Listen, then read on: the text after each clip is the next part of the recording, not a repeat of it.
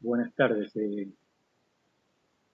Bueno, en vista, digamos, de ver de que no hay ninguno de los estudiantes, digamos, de vinculación enlazado, digamos, con la reunión que había programado para hoy día.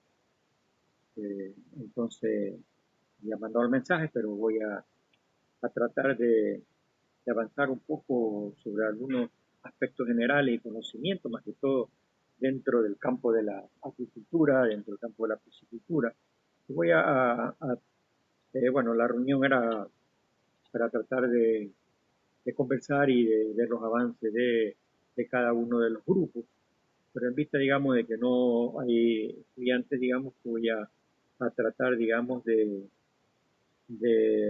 hacerle unas recomendaciones, digamos, de que estos tipos de reuniones para justamente tratar de dialogar, conversar, ver cómo van avanzando con este tipo de trabajo para hacer un buen trabajo y recuerden que el tiempo que nosotros ya este, vamos teniendo, digamos, en este fin de ciclo, van pasando varias semanas y nos quedan pocas semanas también para culminar este fin de ciclo. Entonces yo eh, justamente había planificado esta reunión para tratar de ver algunas situaciones, digamos, de ayuda o de algunos inconvenientes, pero creo que no sé, digamos, por qué no se han conectado, pero de alguna u otra manera me gustaría, quizás, digamos, por WhatsApp o por cualquier medio, tratar de que me comuniquen de lo que está, cómo van esos avances y ir ya ganando tiempo, como le decía, para culminar con este trabajo de vinculación que recuerde que son varias horas, son algunas horas que hay que justamente tratarlas de evidenciar, digamos, como un trabajo. Bueno, en este caso, sin embargo, la reunión era para eso, ¿no? Para conversar y ver algunas opiniones al respecto. Yo creo que todos han de estar haciéndolo con responsabilidad y espero de que esto se lo haga, digamos, de la mejor manera para poder así realizar un buen trabajo, ¿no? En esta fase de dos del trabajo de vinculación, como es la salud y producción integral de especies acuáticas de aguas continentales, en la parroquia Lodana del Cantón Santana. Entonces, fase 2. O sea, justamente lo que teníamos que hacer era un tipo de trabajos que ya lo había dividido en varios grupos y cada grupo deberían estar organizados para poder hacer el video, el video de cada grupo, luego hacer un manual, un folleto de cada grupo y luego todo ese material, una vez que tengamos, vamos a hacer un solo video al grupal, ¿no?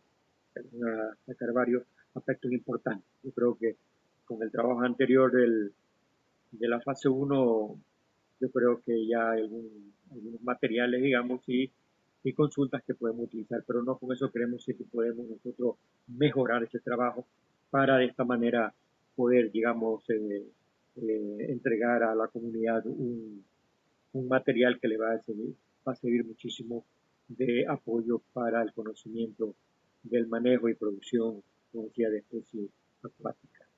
Por lo tanto, digamos, espero que ustedes, digamos, estén realizando su trabajo a cabalidad y por lo tanto, digamos, eh, ganen tiempo, no dejen para lo último, es lo que les puedo mencionar. Entonces voy a referirme, digamos, que yo siempre me gusta, digamos, hablar un poco para que ustedes también vayan teniendo un conocimiento más amplio. Muchos han visto la materia, otros la están viendo, otros la irán a ver.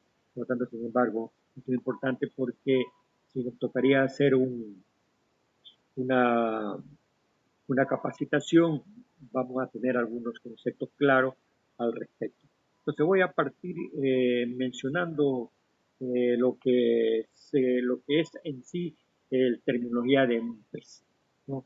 Recuerde que cuando nosotros hablamos de pez, tanto de aguas marinas como de aguas continentales, Justamente la palabra pez, según el latín, viene de la palabra piscis, ¿no? Pez, ¿cierto? Justamente es un animal vertebrado, pues acuático de vida estrictamente, ¿no? Versión vertebrado o de vida estrictamente acuático, de respiración branquial. Esa es la respiración que predomina justamente a nivel de casi del 100% de los peces, tanto marinos como dulceacuícolas, ¿no? Vamos a ver más adelante, quizás un momento dado, que existen otros tipos de respiraciones, que también lo existen, pero en menores cantidades. Como hay casos de peces que respiran a través de percutáneas, o una respiración cutánea, intestinal, y también una respiración bronquial, ¿cierto? Entonces, por lo tanto, generalmente estos peces pues, tienen extremidades en forma de aleta, justamente que le ayudan para desplazarse en el agua o para hacer la locomoción y sustentación en el agua, ¿no? En ese vaivén del agua para vencer corrientes. Y vamos a ver más adelante, digamos, los tipos de aletas bueno, ya algunos trabajos lo están haciendo, pero para que todo el grupo lo conozca. Y vamos a ver unas represiones gráficas. ¿Y qué podemos mencionar después? Más del pez, ¿no? Que su cuerpo está totalmente o parcialmente eh, protegida por escamas. Es decir, que hay peces que tienen parte en la parte dorsal, media o en la parte inferior, veces no tienen escamas, pero tienen unas camillas más pequeñas, pero está totalmente cubierta de escamas o parcialmente, ¿no? De diferentes tamaños y de formas, ¿no es cierto? Eh, y podemos mencionar que la forma de reproducción en los peces, la mayoría de los peces es de reproducción ovípara, pero no podemos decir que solamente es ovípara, hay vivípara, ovovivípara, ¿no? Ovípara, vivípara y ovovivípara. Ya también, digamos, esas son formas de reproducción que hablamos nosotros los peces en general, pero la mayoría es vivípara, ¿ok? Entonces, por lo tanto, sin embargo, es importante conocer el término de qué es un pez. Cuando hablamos nosotros de un pez, no cometamos el error de confundirlo con lo que es un pescado. Hay muchas terminologías que yo veo que todavía personas que están vinculados con la acuicultura dicen el pescado. El pescado está flotando o el pescado está comiendo. El pescado ya está muerto. No podemos decir los pescados que tengo sembrado en la piscina. Es el error. Los peces viven en este ambiente o se están alimentando. Los peces están enfermos. Pero no podemos decir un pescado está enfermo. Ya no, porque ya no tiene vida. Por lo tanto, sin embargo, son preguntas, digamos, y respuestas que tenemos que tener claras. Algún momento dado, cuando di la materia de acuacultura, preguntaba, los pescados respiran a través de, punto suspensivo. Todos pusieron por las branquias. El pescado ya no respira. Si yo le hubiera preguntado, ¿los peces tienen respiración o respiran a través de? Los peces respiran a través de, punto, pues, ahí sí. Pero si yo le pongo pescado, y no, es lo mismo que cuando estamos hablando de algún momento dado que le explicaba, de cuando hablamos nosotros de la apicultura, ¿no? La abeja es la que pica, la colmena no pica, porque la colmena son terminologías que tenemos que tener claro y conceptos fáciles. Por eso estoy hablando de qué es un pez de aguas marinas o un pez de aguas continentales, de aguas limnológicas o de aguas mediterráneas o de aguas dulces, entre comillas. Por lo tanto, es un vertebrado de vida estrictamente acuática, es decir, que tiene que vivir dentro del agua. Por lo tanto, sin embargo, tenemos claro ese concepto de que es un pez. Aquí vemos, sin embargo, un pez, digamos, que justamente realizan la locomoción o se desplazan en el agua mediante este órgano de locomoción conocido como aletas. Entonces, cuando nosotros vemos un pez, ¿no es cierto? Aquí sí podemos decir un pescado, porque al final también el pescado mantiene sus aletas, pero cuando hablamos nosotros de un pez cuando está vivo, justamente los peces tienen aletas, tanto aletas pares como aletas únicas. Si nosotros vemos cuáles son aletas pares y cuáles son aletas únicas. Entonces, si hablamos de las aletas pares, como lo vemos en la parte inferior, tenemos las aletas pectorales que están en los laterales, cerca justamente del opérculo, en la parte ventral, digamos, anterior, digamos, tenemos aletas pectorales, ¿no? Y luego tenemos las aletas, pues, las aletas pélvicas, ¿no es cierto? Las pélvicas, ¿no? O ventrales, que también la podemos mencionar, son pares. Existen, porque como los peces son de simetría bilateral, está una aleta pectoral del lado derecho y del lado izquierdo, de ambos lados. Así mismo, las aletas pélvicas, ¿no? Pares. Pero mientras que las aletas únicas, ¿cuáles serían? O las impares. Las únicas impares ya no son pares, sino de la dorsal, la caudal y la anal. Son aletas impares. Una sola aleta. En el caso de la aleta caudal, que es el timón de los peces, es el que dirige al pez. ¿No es cierto? Es el que dirige al pez. Cuando mueve su aleta caudal, el pez se dirige hacia una dirección. Mientras que las aletas dorsales justamente están cubiertas por espinas, justamente por espinas dorsales y las aletas anales. Entonces, cuando nosotros vamos a ver más adelante que es un pez acantocterigio y que es un pez malacocterigio, de acuerdo a las aletas que llevan radios o espinas. Y justamente este número de espinas dorsales nos va a dar para la clasificación taxonómica de los peces, a más de las branquiespinas, a más de las pínnulas dorsales y ventrales. Y las escamas, pues, quizás digamos, muchos no las conocen, las escamas justamente sirven para medir la edad de los peces, la edad de los peces. Actualmente, digamos, se están midiendo la edad a través de un órgano que se conoce como otolito, que se encuentra justamente en la parte de la cabeza, en el interior de la cabeza. Por lo tanto, sin embargo, ahí vemos a un pez cubierto totalmente de escamas. Pero hay otros peces que no están todavía, parcialmente. Tiene 50-60% de escamas en la parte ventral o inferior, muchas veces no tienen escamas. Está clarísimo, las aletas caudales en la parte posterior. Aletas pectorales, ventrales o pélvicas. Otra cosa también como aletas pectorales o torácicas también se le puede dar el nombre, ¿no? Las pélvicas o ventrales.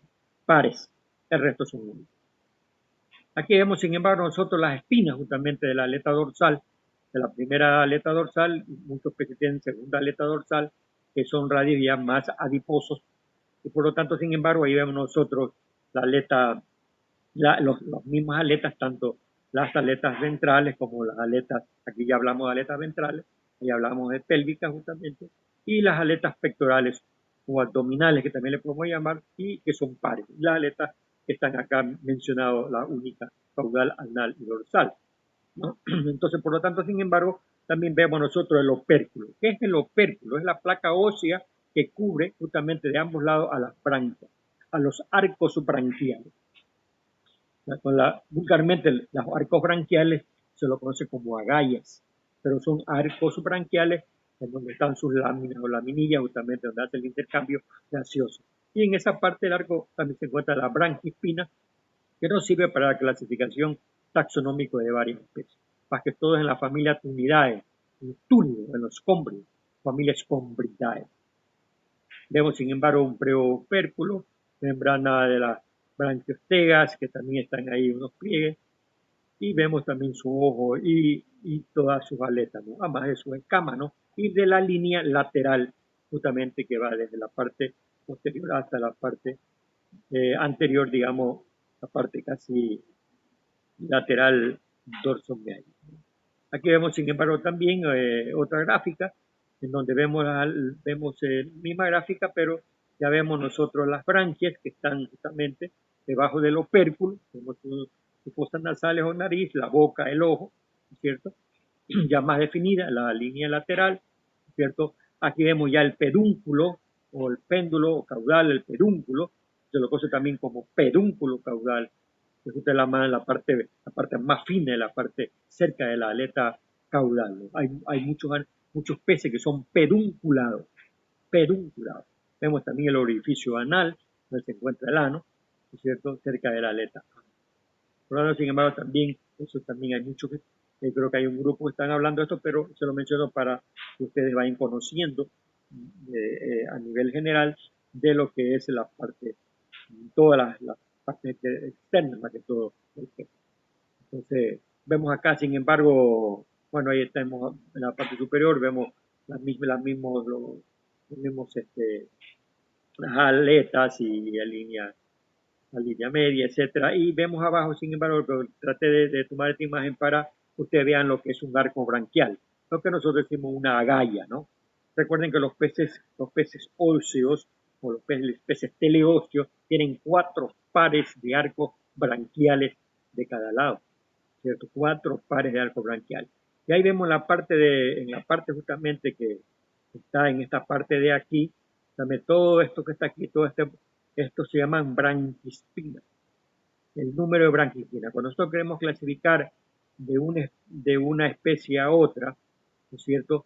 Nosotros debemos basarnos en contar el número de branquispinas que existen en el caso si yo he hablado de la Orochromis, por decir, nilótica, de la Orochromis mozámbica, o en el caso de, si hablamos de o en el caso de la clasificación taxonómica de los túnidos, ¿qué diferencia hay? El número de cuántos branquispinas tiene, por decir ejemplo, el auxigazarol, en el caso del tungo albacare, en el caso del Capsugomos pelamis, o botella o botellita, toda esta familia de la familia Tumidae, ¿no? Que son escómbridos, ¿no? Familia Escombridae. De verdad, se nos sirve justamente este primer arco branquial para contar el número de branquispinas, como también esta parte aquí, que ya vemos el pedúnculo, está aquí el pedúnculo, que se alcanza la flecha vemos el pedúnculo, ¿no? Esta es la parte, en este caso de este pez, que da forma como de un robalo, pero sin embargo los peces, en el caso de los túnidos, la familia Tunidae o los Combridae, que son peces azules, en el caso está el bonito botella, de la botellita, de todos estos peces que son azulados. Justamente estos peces son pedunculados, porque el pedúnculo justamente es sumamente fino. Aquí, sin embargo, este pedúnculo es ancho, pero en los escombrios es totalmente fino. Vamos a ver más adelante un escombro. Bueno, eso sin embargo como manera, quizás, bueno, ahí hay una serie de conocimientos que debemos conocer, por decir en el ejemplo dentro de los peces, por decir ejemplo, si hablamos nosotros acá de esta figura de los peces, nosotros podemos mencionar, digamos, que los peces, digamos, de acuerdo a su forma, digamos, a su forma, los peces se dividen en forma cilíndrica, en forma comprimida, en forma aplanada, cilíndrica, forma irregular, forma esférica. Es decir, que si nosotros vemos esta representación gráfica que tenemos aquí en estos momentos, una forma fusiforme, ¿no? Fusiforme, forma de uso, ¿no? Pero mientras que nosotros, si nos basamos a ver una carita, un pez carita o caritela, en el caso de la carita que es bien, no es aplanada, sino comprimida. Comprimida significa así como cuando se comprime, digamos, dos cosas comprimidas, ¿no? Es fina lateralmente, ¿no? Es decir, como cuando comprimimos entre las dos manos, también se llama forma comprimida, el carita o la caritela o la conocida como de Bomer de Clivifo o Selene Bomer, ¿no? Las caritas son comprimidas, estas formas fusiformes. Las formas, sin embargo, aplanadas, pues son las formas que son el caso del lenguado, ¿no? Del lenguado o la zapata, que es dorso ventralmente aplanada, una forma aplanada. También en el caso de los peces planos, ¿no? Y ahí tenemos el caso del famoso, del, el Paraglyptis aspersus, el Paraglyptus wolmani, que son dos Paraglyptis, dos peces planos, que son peces de mucha importancia en la acuicultura para la crianza, digamos, dentro de la acuicultura marina, ¿no? Y la forma cilíndrica, pues la forma justamente es una forma cilíndrica, o forma cilindro, forma entubada, como en el caso de la, en el caso de la anguila, ¿no? La anguila o la anguilla, en forma de culebra, como decir, es forma cilíndrica. La forma irregular son peces que tienen formas irregulares, como el pez hacha, el pez loro y otros peces que tienen formas irregulares, ¿no? Diferentes, una forma digamos, bastante irregular, ¿no? Entonces por eso lo conocen también como formas irregulares, y los peces esféricos porque son forma esférica, ¿no? Forma de balonada, como el caso del mola mola, ¿no? O el pez luna, o el pez sol. Entonces, por lo tanto, sin embargo, también tenemos que conocer esas partes, y luego tenemos nosotros Otras características que debemos conocer en el caso de la aleta, aquí vemos nosotros una aleta caudal, pero que es la posición de la aleta caudal. Pero esta aleta caudal que nosotros vemos aquí, en la parte posterior, estas aletas tienen diferentes formas en los peces. Esta es una forma heterocerca, pero existe la forma eh, homocerca. Esta, perdón, es una forma homocerca. La heterocerca, pues una forma que tienen los tiburones, una forma diferente, se ven los tiburones tienen una forma distinta. Esta es homocerca, pero hay una forma dificerca, una forma proterocerca y una forma este, este, se lo conoce como forma de hoja, ¿no? Como una forma de hoja que también la tiene la anguila. Es una forma idéntica a ver una hoja, forma dificerca que tienen algunos peces, en el caso de varios peces, digamos, pero los peces tienen diferentes tipos de aletas. Esta es una aleta de forma homocerca. Esta también es una forma homocerca, y por lo tanto van a ver más adelante otras representaciones de otros peces. Además de eso, sin embargo, bueno, hay otra forma de la forma de reproducción, la forma de respiración, los peces respiran, la mayoría de los peces respiran a través de las branquias, pero también hay respiración bronquial, intestinal y de respiración cutánea. Entonces, que los peces, en el caso de la anguila, tienen una respiración cutánea, como en el caso de la rana respira a través de la piel. Y así hay también anfibios, pero la mayoría de los peces respiran a través de branquias. Entonces, la respiración es branquial, porque tienen 4 pares de arcos cartilaginosos, los peces óseos, mientras que los elasmobranquios o chondrites, como estamos viendo en esta clasificación, ya tienen una respiración ya distinta, ¿no? Muchas veces también branquial, la mayoría, ¿no? También en este caso. Aquí voy a pasar, digamos, bueno, es una clasificación bastante amplia, en un momento podemos referirnos con ejemplos para que ustedes puedan entender. Pero según en los estudios, digamos, ya avanzado, digamos, dentro de la clasificación de los peces, tanto de los peces de aguas marinas, y podemos mencionar también los peces de aguas continentales, de las aguas dulces o de aguas mediterráneas, los peces se dividen en 2 grupos, pero aquí solo más los científicos o los investigadores lo han clasificado más a los peces, que no siempre se han dedicado más a los peces marinos, pero no con eso no queremos decir que también tenemos peces, digamos de diferente, en el caso de teleosteo, pero los peces elasmobranquio, que es un gran grupo de peces cartilaginosos, en donde tenemos como por ejemplo el pez tiburón, que lo vamos a ver más adelante, y los elasmobranquios chondrites son los peces cartilaginosos. Es un gran grupo, ¿no? Mientras que los peces teleosteos, osteísties, o los peces modernos o peces óseos, ya tenemos la mayoría de los peces comestibles. La mayoría de los peces que nosotros consumimos son óseos, mientras que el hueso o la característica de la morfología, en el caso de los peces cartilaginosos, el hueso es liviano, es casi como un cartílago. Entonces es diferente de la calcificación del esqueleto, ¿no? O del sistema, o en este caso de la morfología. Aquí vemos, sin embargo, que los peces elasmobranquios, chondritos o peces cartilaginosos, tenemos como ejemplo el pez tiburón o la raya o la raja ecuatorial, como lo vamos a mencionar aquí. Tenemos los peces, sin embargo, en este caso el tiburón. El tiburón es un elasmobranquio, está dentro de los grupos cartilaginosos. Su estructura ósea es cartílago. Eso que ahora en la actualidad, digamos, de conocer que ahora se comercializa mucho las aletas de tiburón, porque la aleta de tiburón es muy cotizada en el mercado, más que todo en China, a nivel de Asia, porque están sacando una serie de productos, tanto medicina como otros productos de alto valor económico, por lo tanto, sin embargo, hasta para el cáncer. Recuerden que el cartílago de tiburón es un producto muy vendido a nivel del mundo por su característica anticancerígena, antimutagénica, etcétera. Pero también se lo utilizan como productos como para potenciar la parte sexual, etcétera. Bueno, hay muchos estudios.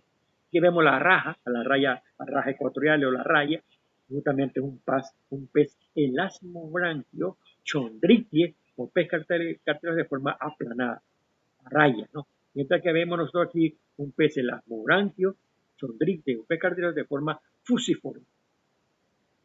Bueno, ahí está, hay que estudiar cada una de las características. Es un grupo que no nos interesa, pero debemos conocerlo. Aquí vemos, sin embargo, nosotros los peces subosteístes, digamos, en este caso estamos viendo los peces óseos, el paso de los peces óseos, que son los peces que más nos interesan justamente dentro del grupo. Por lo tanto, sin embargo, este grupo de peces de lo que a nosotros nos interesa, digamos, porque son peces comestibles, tanto peces marinos como los peces dulceacuícolas. Es decir, que son los peces que más se están comercializando para nuestra alimentación, o peces que se están más explotando tanto en aguas continentales como en aguas marinas. Recuerden que ahora se está haciendo ya sistemas de piscina flotante en los océanos, en donde se está cultivando peces en piscina flotante, ¿no? Entonces justamente ya se están utilizando pues los peces, más que todo son los peces teleóseos osteístes. Mientras que los peces, como les decía, los peces elasmobranquios o chondrichthyes, que son peces cartilaginosos, en el caso del tiburón de la raya, son peces que no se están explotando y son peces que tienen otra finalidad, son peces superiores, acá son peces inferiores.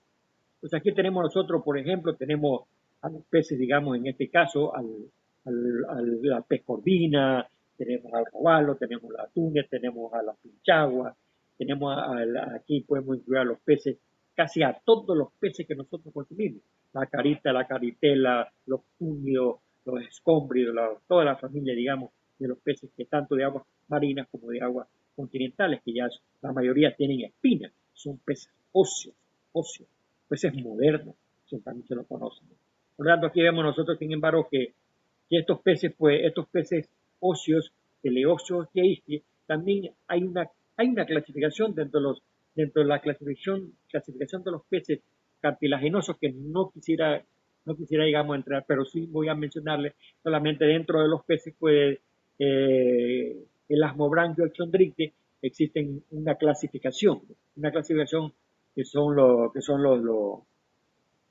peces, los celaciformes, los celaciformes, que están todos los celáceos. Recuerden, los celáceos son los tiburones. Los tiburones, conocidos también como tintoreras, etcétera, pero ahí están los tiburones, dentro de los celaciformes. Y dentro de los rajiformes, pues habíamos mencionado, aquí están los celaciformes, o los celáceos, y están los rajiformes, las rayas. Y hay una clasificación que se llama los chimorriformes, que es una clasificación que es de peces que están se ajustan a los peces óseos. Pero los peces que más nos interesan justamente son los peces teleósteos.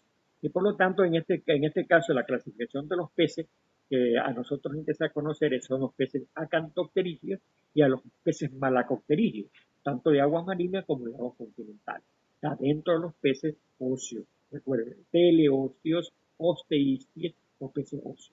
Entonces aquí hay otra clasificación, digamos, que también está dentro de este grupo, que son los dicteriformes, los acantocterigios y los malacocterigios. Pero más me voy a inclinar justamente a los acantocterigios y los malacocterigios. ¿Por qué? Porque son estos peces justamente que nosotros debemos conocer qué es un pez acantocterigio. Cuando hablamos nosotros de un pez acantocterigio, justamente dentro del diccionario castellano se dice que son peces teleósteos o peces marinos, cuyas aletas justamente, al menos las impares, tienen radios, que son aletas espinosas, ¿no? Por lo tanto, sin embargo, son sin espina, que usted al cogerla, como el caso de la tilapia, se puede lesionar la mano, se puede hincar. O sea, tienen espinas en sus radios de las aletas impares, ¿no? Como por ejemplo en el pez tilapia, el pez atún. La mayoría de los peces, digamos, que nosotros consumimos están dentro del grupo de los acantocterigios. Pero ¿qué diferencia hay entre un pez acantocterigio que tiene aletas espinosas, ¿no es cierto?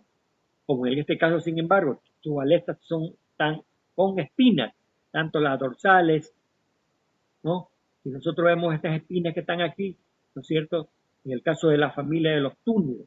Y me recuerda, voy a regresarme aquí en el caso del pedúnculo. Yo le hablaba antes de los pedunculados, ¿no es cierto? Aquí está la aleta caudal, la aleta dorsal, primera y segunda aleta dorsal, que son únicas como la aleta anal. Son las tres únicas, pero las aletas pares que ya habíamos mencionado al inicio, las aletas pares son las pectorales y acá tenemos las ventrales o pélvicas. Son una, dos en ambos lados. Acá también vemos, sin embargo, nosotros otros ejemplos. Aquí ya estamos viendo, sin embargo, a un túnido, a un tuno albacares, ¿no? A una albacora. Aquí vemos, sin embargo, las pínnulas dorsales en la parte casi cerca del pedúnculo y las pínnulas ventrales. Las pínnulas ventrales que están aquí. Y aquí hay una parte que se llama carena, son carenados. Los escómbridos, la familia Escombridae, tienen una serie de una prominencia, digamos, que se llama carena, cerca del pedúnculo, ¿no es cierto? Y son azulados, ¿no? Mire que aquí, sin embargo, estos peces están su cuerpo parcialmente cubierto por escamas o escamillas o escamas de diferentes tamaños y formas, que ahí en la forma de las escamas también hay que hablar cuáles son las formas de las escamas, ganoidea, cicloidea, ectenoidea y placoidea. Estos tienen escamas cicloides en forma de ciclo, en forma redonda, pequeñísima, ¿no es cierto? Como vemos aquí también en la corvina, aquí vemos nosotros el Cynocium, Santulo, Stormani, eh, bueno, esto es una clasificación de la corvina, y aquí vemos que, mira, el pedúnculo no es tan fino como en el caso de los escómbridos. La diferencia, por eso son los escómbridos, los atunes, casi todos los atunes son pedunculados. El pedúnculo es fino, cerca de la aleta caudal. Aquí vemos la aleta diferente, sin embargo, mire ese tipo de aleta en diferencia a la anterior, ¿no? Tengo una aleta como cerca, y si vemos nosotros una aleta caudal que es diferente tanto la tilapia como en esta corvina. Ahí vemos que está cubierto casi el cuerpo totalmente por escamas cicloideas. Tenemos la aleta dorsal espinosa, por eso es un acantocterigio. Aquí vemos también a la tilapia, ¿no es cierto? Aquí vemos a Oreochromis mozámbica, que vemos, sin embargo, en esta parte que ya habíamos visto que está el opérculo, la placa ósea que cubre que está cerca del ojo, esa placa ósea que está cerca de las aletas eh, pectorales, y tenemos justamente otro tipo de aletas, diferente a las aletas anteriores. Esta ya tiene una aleta homocerca, no es, perdón, una aleta dificerca, no es homocerca, ¿no? Bueno, y aquí vemos todas las aletas espinosas, cada uno de estos radios de aletas espinosas, por lo tanto, sin embargo, para hacer una clasificación taxonómica, nosotros contamos el número de aletas, de espinas en la aleta dorsal, para nosotros clasificarla de acuerdo también con las branquispinas que habíamos visto nosotros acá. Ya me voy a retirar un poco, me voy a regresar. Acá habíamos visto las branquispinas que están en el primer arco branquial. Y también en muchos peces se está tratando de hablar sobre las pínnulas dorsales y las pínnulas ventrales, en el caso de la familia Escombridae. Si nosotros contáramos cuántas pínnulas dorsales tiene, contamos que hay 1, 2, 3, 4, 5, 6, 7, 8, 9, 10 pínnulas dorsales, 1, 2, 3, 4, 5, 6, 7, 8 y 9 pínnulas ventrales. Si nosotros vamos a las claves de los escombridos, decimos, este es un roche, o es un Capsugomos pelamis, o es un Auceasarol, etc. Ahí hay muchas especies de escombrio de tuno, o de fungo tuno, tuno albacaria. Bueno, eso sigue más una clasificación que nos interesa, pero debemos más o menos conocer. Aquí vemos la tilapia, digamos, como les decía, su cuerpo totalmente cubierto de escamas, sus aletas dorsal, única, la caudal, la anal, que está cerca del ano, y las pares, que son las pectorales y las ventrales, con su opérculo que cubre el ano. Mientras que en los peces malacopterigios, ya habíamos visto los acantopterigios, ahora vamos a ver qué es un pez malacopterigio. Cuando hablamos nosotros de malacopterigio, es un pez que está compuesto de la moderna terminología científica, que vale la pena mencionarlo, que viene del griego, que llama malacos, que significa hablando, y terigium, que significa aleta. O sea, debe ser que estos peces tienen aletas blandas, no son de aletas espinosas, mientras que los acantopterigios son de aletas espinosas. De los malacopterigios son aletas blandas, adiposas. En el caso del chame, de la odola, en el caso habíamos mencionado ahorita la anguila o anguilla, que se le llama también, ellos no tienen aletas en tanto en la aleta caudal, dorsal, pectorales, ni ventrales, ni anal. Son aletas adiposas. Por eso viene de la palabra malaco, blando, adiposo. Son aletas blandas. Malacopterigio. Acantopterigio son peces con aletas espinosas. La diferencia fácilmente se puede diferenciar. Entonces, es decir que son peces de aletas adiposas, ¿no? Sin espinas en este caso. Aquí vemos, sin embargo, nosotros a un pez anguila, que sus aletas justamente, mire que la aleta caudal, la parte del final que es de forma cilíndrica, habíamos mencionado que hay peces de forma cilíndrica, forma de tubo entubada, entonces aquí vemos sin embargo también otro tipo de aleta que no es homocerca, sino que es una forma dificerca, forma de hoja, termina como una forma de hoja. Acá vemos sin embargo aquí vemos sin embargo aletas adiposas, esta es una odola, usted toca las aletas, no le te va a hincar, no se va a dañar porque son aletas blandas. Por lo tanto, son peces que pertenecen a la familia Gobiidae, a los góbidos, peces negros, como en el caso del chame también. El chame también es un pez que sus aletas aparentemente tienen radios espinosos, pero no, son de aletas blandas. Es decir, que el chame es un pez malacopterizo, mientras que la corvina o la tilapia es un acantopterizo de aguas continentales, pero también hay de aguas marinas. Bueno, ahí es interesante saber esa parte un poco, digamos, más o menos para que ustedes vayan familiarizándose con las terminologías. ¿Qué aspectos importantes debemos nosotros conocer antes de realizar un proyecto de piscicultura? Nosotros debemos conocer principalmente el hábito alimenticio del pez que vamos a realizar en el cultivo, cuál es la densidad poblacional por metro cuadrado, por metro cúbico, si tenemos 1 metro de profundidad, o 2 metros de profundidad, hablamos ya de metro cúbico. Si tenemos menos de 1 metro de profundidad, hablamos de metro cuadrado. Debemos conocer también una parte importantísima dentro del manejo de los estanques.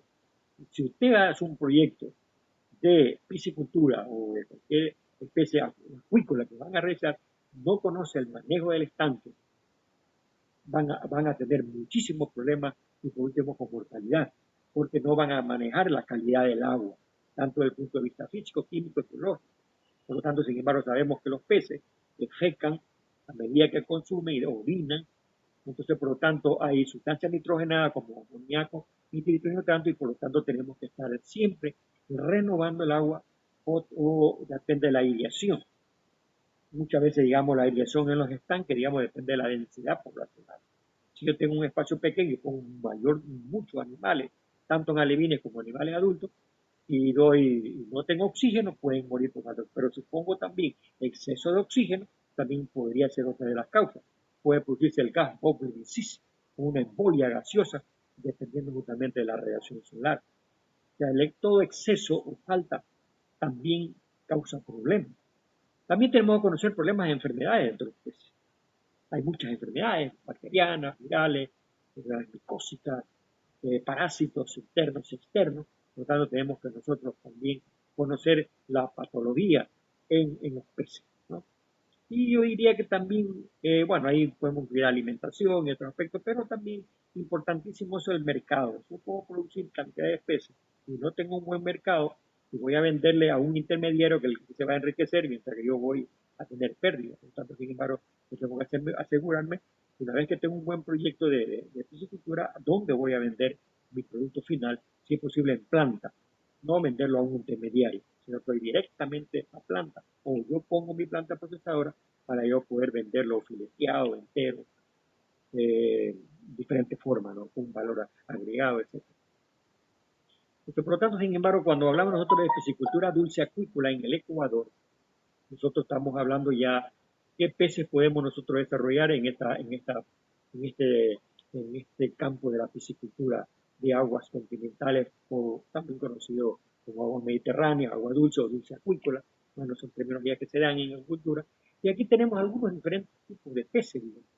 Aquí tenemos el pristis pristis, tenemos a la peineta, que es nativa de nuestro país, de nuestras regiones, el Oprea microlexi, que es el guanchiche, que ya se están desarrollando crianzas que es una especie endémica, la paima giga, que ya usted muy bien ya lo conoce, que es el paiche, como lo tenemos ahí en la facultad, ya es una especie introducida, porque es un pez, digamos, un pez introducido acá,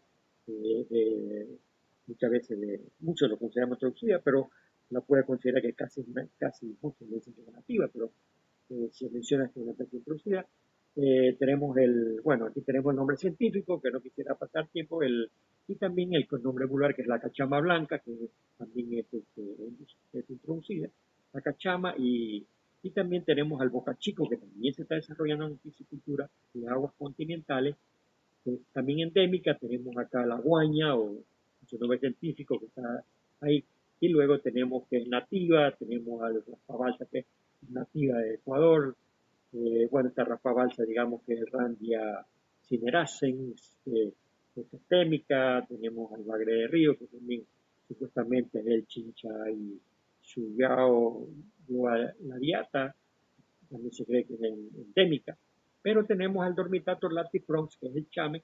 En este caso, si nosotros ya hablamos de nuestro pez, es nativo. En el caso de la guaija, en el caso de la Messina bimaculata, que es nativa también, el bricondente, que es el sábalo, que también es una especie nativa, que se está cultivando estos peces, digamos, en la Amazonía, en muchas regiones, inclusive el país, en ciertas provincias, de Guayas, provincia de Los Ríos, etcétera. Inclusive creo que sé que en Quevedo están desarrollando, e inclusive la vieja azul, como en el caso del guanchiche. Entonces, en el caso que tenemos nosotros a la Andinuacara ribulato, se conoce también como vieja azul, vieja roja también hay otra especie, pero en este caso está nativa, la viejita azul que había anteriormente en nuestros ríos de Manaví, sobre todo, había la vieja azul.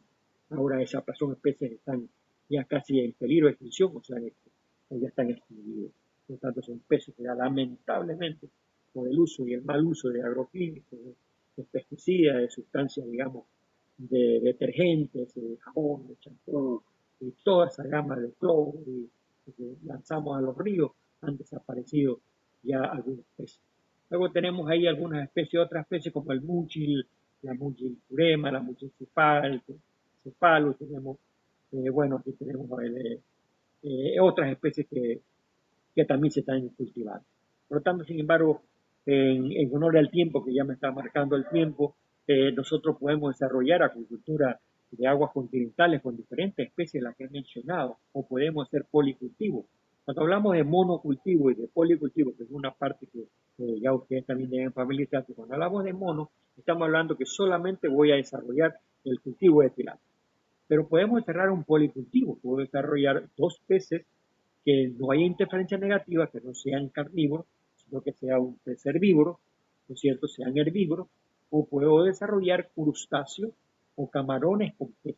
También puede ser un policultivo entre un crustáceo y un pez, como el caso puedo desarrollar, en este caso, tilapia con macrobrancho, o macrobrancho con dormitato latriflón, que es el chame, o cachama quizás podría desarrollarse quizás, digamos, con un, y creo que es difícil porque es carnívora, es difícil de poder desarrollar, pero habríamos nosotros que desarrollar ya en monocultivo. Hay peces que hay que desarrollar en monocultivo, no se pueden desarrollar por el cultivo. Por lo tanto, sin embargo, también ahora se están hablando ya de ostras, bastiones, melillones, justamente con peces, con crustáceos. Entonces, por lo tanto, ya se hablaba de policultivo. En este caso, sin embargo, muchas especies, si yo quisiera mencionarle otras especies como en el caso del el bio, que también es un pez, digamos, que es conocido como el Estargillus arenatus, que es el pez también, que se sabe el roncador, el Pumadacis macracanto, el Pumadacis bayanus. Tenemos también otros peces como en el caso de la guaña, que es el Chatestostoma fischeri, el chile, que es el Primaloreia modestus, que también se lo está desarrollando, el barbudo, que es el Randia kellen, que también se está desarrollando, la guaija, como lo habíamos mencionado ya, la dica, que es el pseudo Purimata Boulengeri, que es el Dica, que también se está desarrollando, digamos, con otras especies como el Bricodente, que es el sábalo, y otras especies, digamos, que ya inclusive que se están ya desarrollando en muchas regiones la necesidad de producir alimento en este caso dentro de la acuicultura, porque la acuicultura ha sido, y yo considero que será la futura alimentación de la humanidad. Por lo tanto, tenemos que ponerle mucho énfasis a la crianza de peces. Yo creo que el hombre inició alimentándose de los peces, por eso los primeros aborígenes vivían cerca de un río, cerca de los mares, consumiendo ostras, ostiones, mejillones, como en el caso de la ruta espóndilo, que consumía muchas conchas espóndilo cerca de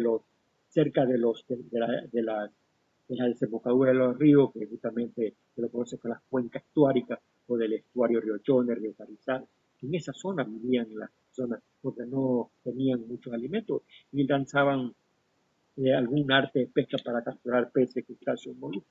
Por lo tanto, sin embargo, yo creo que nosotros como profesionales en la rama de la veterinaria podemos nosotros también incursionar como una actividad adjunta a la crianza de bovino, a la crianza de cabra, a otras aves de corral. Podemos tener adjuntos piscinas en pequeña escala para poder aprovechar parte, digamos, en el caso de hacer lombricultura y criar y alimentar con lombrices a los peces, hacer una harina de lombrices enriquecida con otros insumos y hacer una dieta balanceada, etcétera, ¿no? O en el caso del humus, el humus de lombriz, que son ricos en ácido húmico, ácido fúlico, podemos utilizar para la fertilización de las aguas. Por lo tanto, sin embargo, hay bastante campo, digamos, mucha investigación que hacerlo en este campo dentro de la crianza de peces, tanto de aguas marinas como peces de aguas continentales, como en nuestro trabajo, ¿no? Que hemos tomado como ejemplo a la tilapia, pero no podemos decir que solamente la tilapia se puede desarrollar en este ambiente. Podemos nosotros escoger cualquiera de estos peces que le acabo de mencionar. Por lo tanto, sin embargo, ese es uno de los retos, digamos, del profesional, abrir el abanico, digamos, de